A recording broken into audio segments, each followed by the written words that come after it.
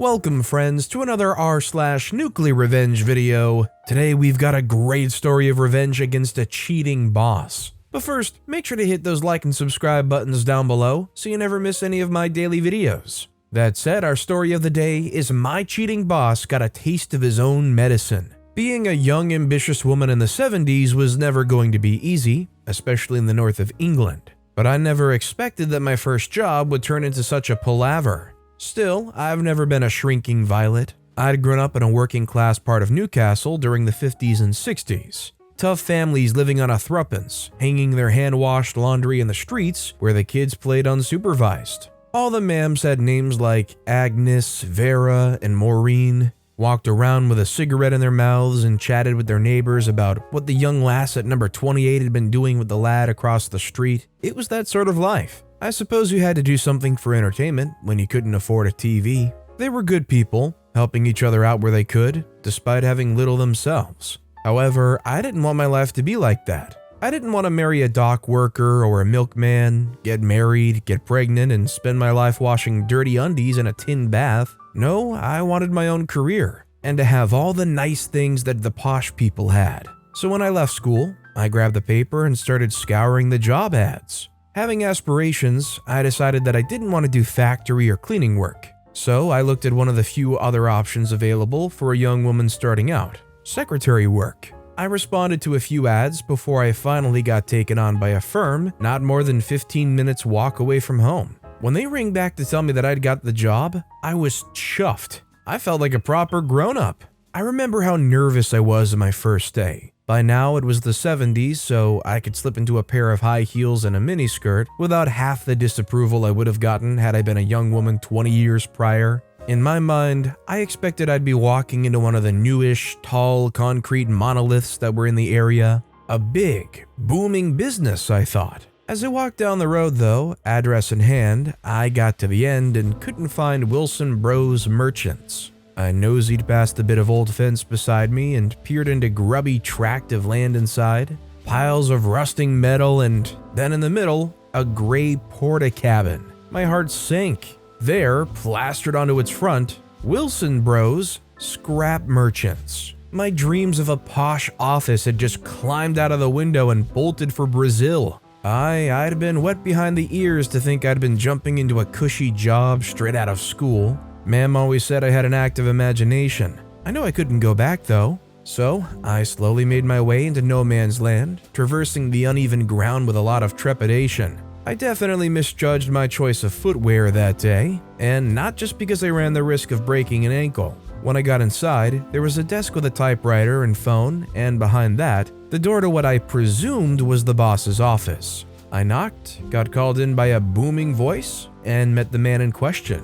I've got to tell you, I was taken by him almost straight away. He was a good-looking man, middle-aged and dressed to the nines. He reminded me a bit of Sean Connery. My face must have been a picture. For a minute, I couldn't take my eyes off him. When he invited me to sit, I couldn't find my words. Even then, as young as I was, I knew that he must have picked up on it because he had a bit of a sly grin on his face. I was mortified. He introduced himself to me as Mike, ran me through my jobs, and then got me set up at my desk. Over the following days, I quickly realized that this wasn't exactly a booming business. The odd few customers and clients each day, a couple of lads working the scrap, and that was it. Just enough work to keep us all ticking over. After a couple of weeks into the job, I begin to notice that Mike hangs around the reception more and more, chatting and joking with me. I found myself more and more taken with him, and my heart fluttered every time he smiled at me.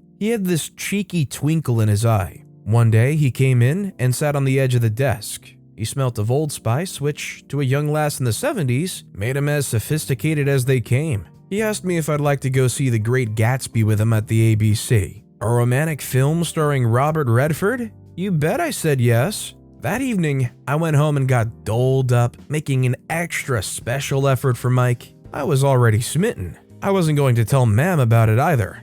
No, I was just going out with a friend, I said. Jackie, that girl I went to school with. I was going to have my secret romance, and to heck with what anyone else might have thought. I'd just finished reading The Female Eunuch and had begun fancying myself as a shining example of a modern woman. breaking out of the domestic chains. So off I went in my new orange dress and kitten heels, catching a bus into town. When I got to the cinema, I found him waiting outside, looking debonair in his wool overcoat. When he saw me, he turned and smiled, rubbing his hands together to shake off the cold. When we got our tickets and went in, would you believe it, he led me to the back row. As it happened, the first part of the film was a relaxed and uneventful affair from an us point of view. Well, apart from dropping a piece of popcorn down my dress. When the first interval came, we both got an ice cream from the usher and settled back down. Gently, he notched up the dial by whispering a few naughty jokes here and there. At one point, an old woman in the front turned and hushed me because I couldn't hold back the giggles.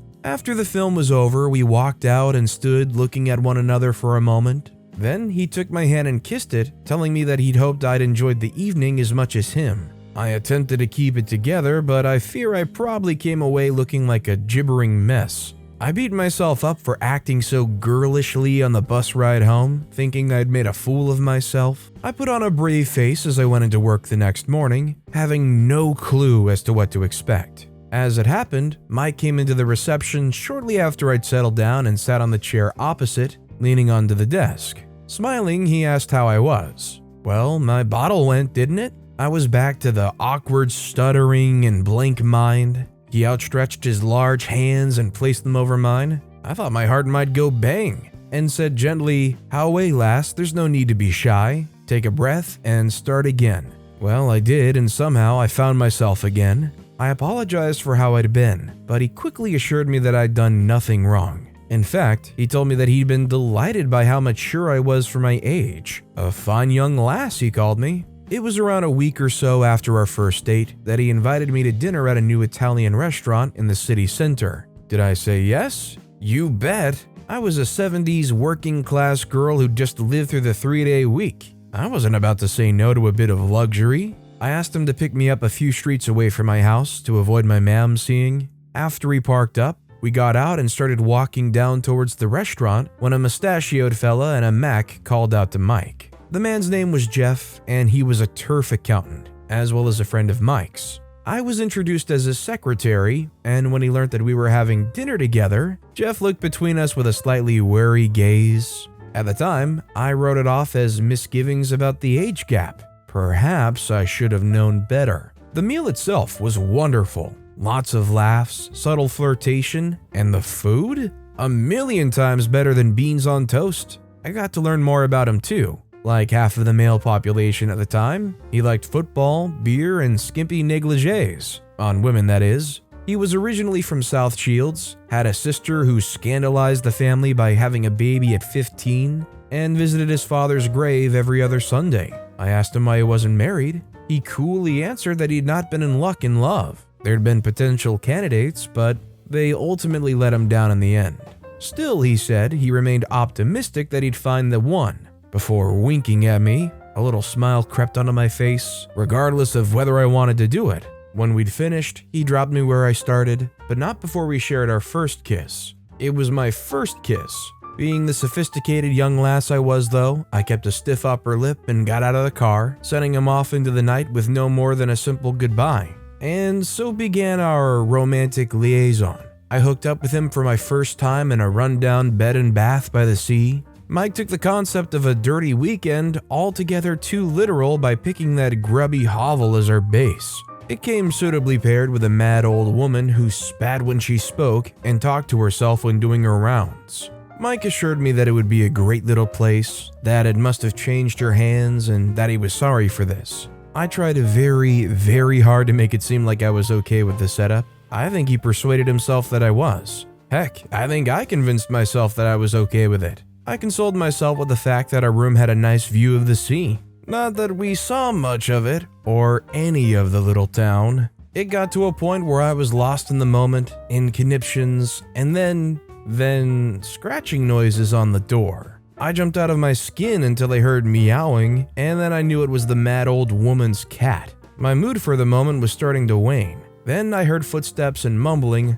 louder and louder until it was right outside the door. "Oh, you've had a tinkle on the carpet? Tut tut." The cat's owner continued talking to herself outside the door. Then she went off and came back up a few minutes later, rattling as she came. Then we heard her scrubbing the carpet loudly right outside. Cat pee really kills the mood. After our interesting experience there, the romantic arena was largely centered back in Newcastle. In fact, I could pin most of it down to that little porta-cabin. There were two things that did yet immediately occur to me at the time. A, that our relationship's romance has quickly but subtly disappeared, and B, we seemed to be going nowhere. It was just hooking up. It was great, I'll grant you, but I started longing for something a bit more substantial. I always try to pick the right time to bring it up, usually after a dangerous but exciting round of you-know-what. We nearly got caught by one of his workers once. Somehow we'd managed to keep it discreet. I even had managed to keep my parents out of the loop. Thank God, too. My mother would have gone into conniptions if she had any clue.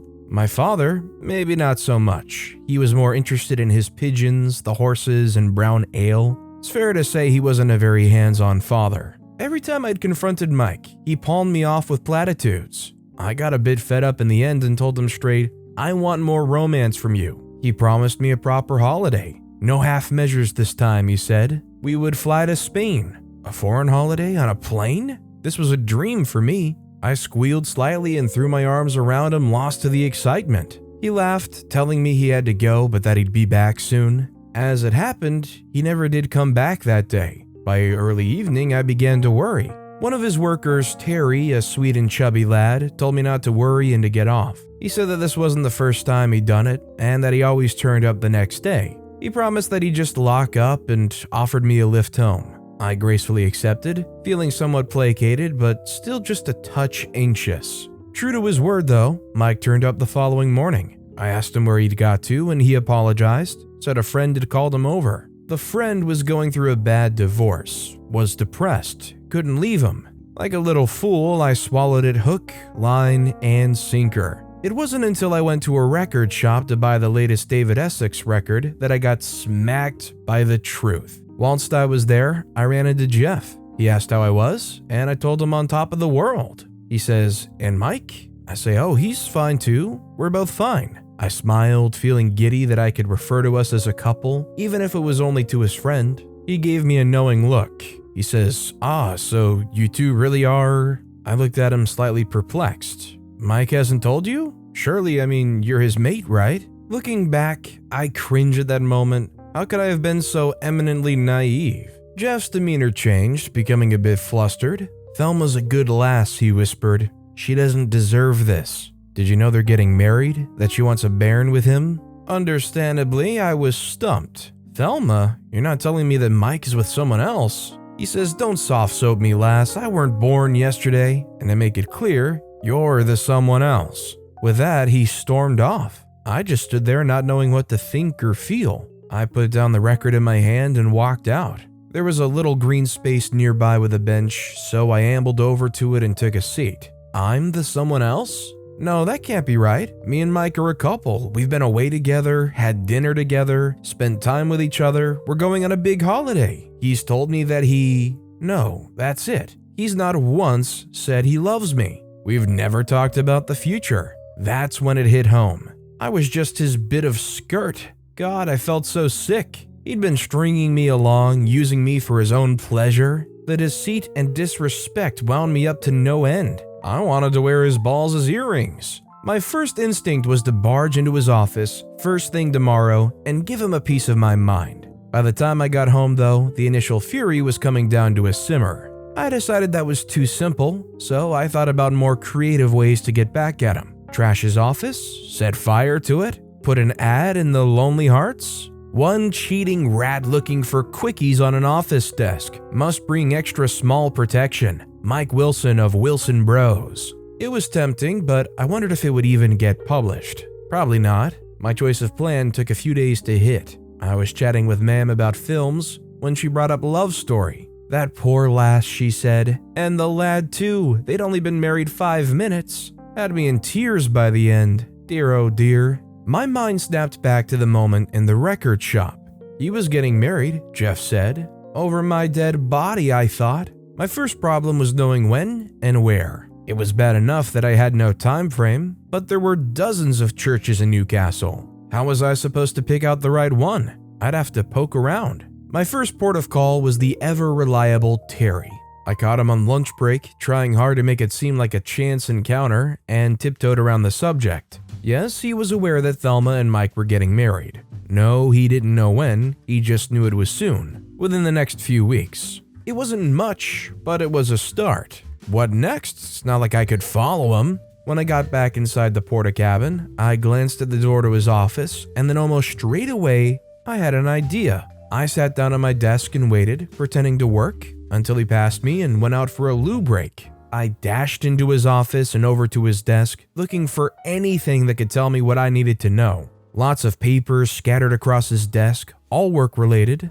I shuffled through the drawers, finding a bunch of keys, mints, a bottle of whiskey, and then, at last, something that might help me. His year planner. I flicked through the pages almost quicker than I could skim them, but it didn't take long before I found a telling page, June 29th. A date I'll never forget. Scrawled into the box was day off with a drawing of 2 rings underneath. Just over a month away. I started wondering how long they'd been together. Surely longer than we'd been, if you even call what we had together. As my mind started wandering though, I heard footsteps outside. I quickly closed the planner and shoved it back in its drawer, shutting it and taking a seat on the edge of his desk, letting my skirt ride up just a touch. When he came in and saw me, he initially looked surprised, but quickly his face morphed into one of lasciviousness. Rat. He tried to initiate things, so I pretended to play coy by putting my finger over his mouth and telling him he'd have to wait.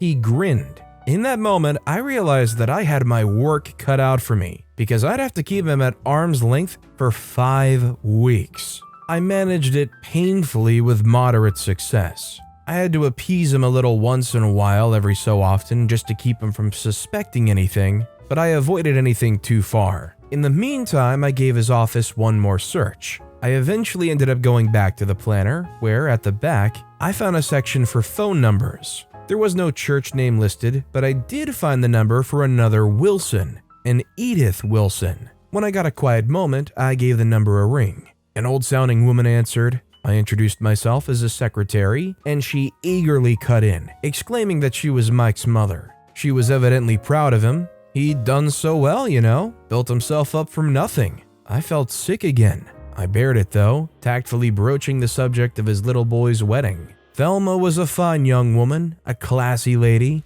Her father was a well-regarded local artist, apparently. I said I was ringing because I wanted to check the wedding venue.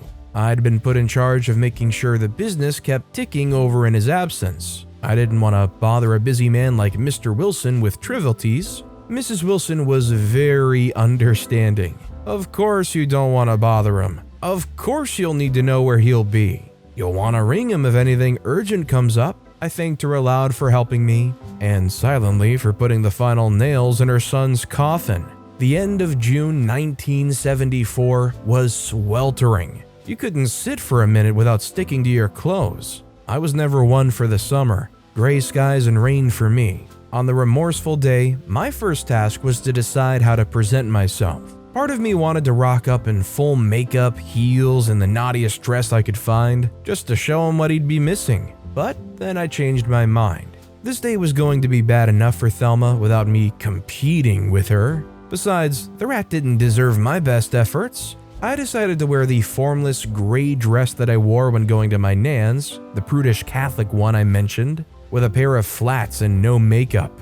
I grabbed my black clutch bag and off I went. Whilst I was on the bus, I wondered if maybe I was in the wrong. Maybe he'd be faithful once they were married. Maybe they'd have kids and a Ford Cortina and live happily ever after. Was I taking it all away? But then I thought of Margaret and Barry 2 doors down. She cheated on him, and then again, and again. No, why should he be any different? That poor lass is planning a life with him, seeing far into the future, whilst he can't see any further than his trousers. She deserves better, and so do I. When I got close, I peered around the church's road and saw the final few guests entering the church. She would be here soon. I was beginning to feel anxious. About 5 minutes, a creamy white Rolls-Royce cruised towards the church, complete with ribbons. She stepped out and my jaw dropped. She was beautiful, older than me, late 20s or early 30s, and immaculate. I felt daft, forever thinking I could compete with her. When she went in and the doors had closed, I slinked up to them and listened.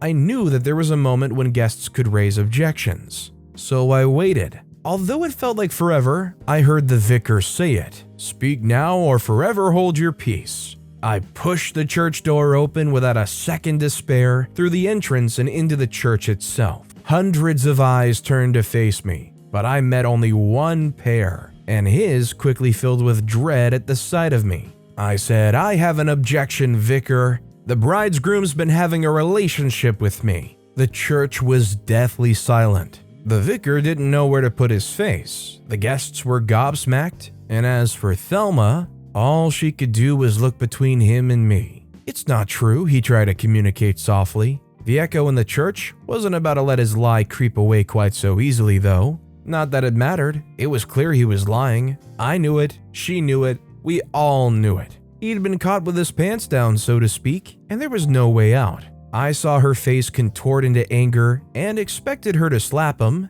but she exceeded my expectations by lunging at him, thumping him on the chest. She really went for him. What happened after that, I don't know. I left them to it and never heard about either of them again. Truth be told, I found the whole thing a very sorry affair in the end. As soon as I could, I left Newcastle and never looked back. I found work and a new life in London and ended up training to be a teacher. I've had a few boyfriends since Mike, some good and a couple not, did a bit of traveling with a new pal I made, and made sure I never wasted another minute more than necessary. Contrary to my younger self's expectations, I never did quite rid myself of domestic chains. I married an accountant, someone has to, and had a daughter with him. When she was 4, we settled into a lovely house in Richmond where we still live. Lots of happy memories have filled this home over the years. I wouldn't leave now if you paid me. She's now all grown up and engaged herself, giving me pause for thought. The cycle of life continues. New adult lives are getting off the ground. It's quite a humbling realization. Still, I have no intention of fading into the background. You can take the girl out of Newcastle and all that. I still sometimes wonder what happened to Mike. How many more women did he use before he got old and shriveled? Did he ever get old? Part of me wishes that I hadn't done what I did, even if only for Thelma. But then I remember that, in the end, she was probably better off for it. Then, the regret just vanishes. So considering OP went and waited for the very last possible second to drop this bombshell, literally standing at the altar, right when the words, "Speak now or forever hold your peace" are uttered, OP bursts in there and drops the bomb. Was OP in the wrong for doing it the way they did? Should OP have just tried to reach out to Thelma as soon as possible and inform them? Blow this up before it ever got to this point? Or do you think OP waiting and creating this huge scene and just exploding everything right at the very apex of it, a totally justifiable thing in your eyes? Let me know what you guys think in the comments down below. But with that being said, that's all the time we have for today. Now, if you want to hear another revenge story that was even crazier than this one, click on that left video. Or if you missed my latest video, click on the right. That said, I'll see you all next time with some more stories.